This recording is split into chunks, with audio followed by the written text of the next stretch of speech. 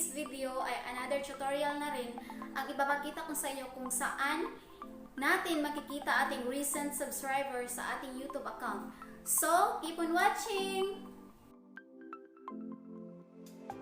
So, first na gagawin natin guys is mag-download tayo ng Chrome or anything. So, sa akin, meron na. Search lang natin dito is youtube.com.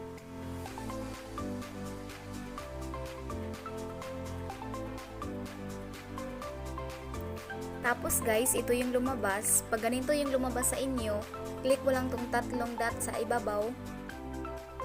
Tapos, di-stop site mo siya. So, ito na yon. Para ka nang naggamit ng computer. Basta ma-stop site mo siya. Pagkatapos nito, click mo lang tong profile icon mo sa iyong YouTube channel. Tapos, click mo yung YouTube Studio.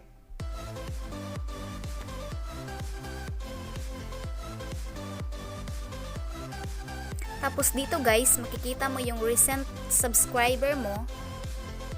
Ito yon. So, click lang natin tong see all. So, ito na guys. Within 90 days, makikita mo kung sino yung nag-subscribe sa iyo. Click lang natin within 7 days. Ito lang.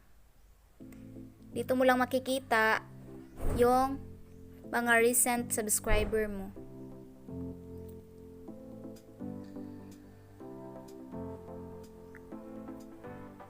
Tapos, kung gusto mong tumaas, makita mo yung mas marami pang subscriber mo, click mo lang tong rows per page. Ito yon. 10, 30. So, dito din guys, makikita mo rin kung ilan yung subscriber nila. Ito yung mga subscriber nila. So, yan lang.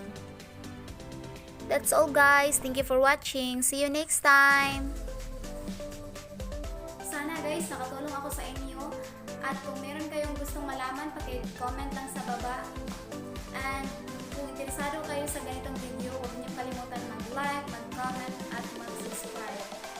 And shout out kay Tricks and Tips PH at saka ni Bells TV. Pakisupport na lang sa kanilang channel.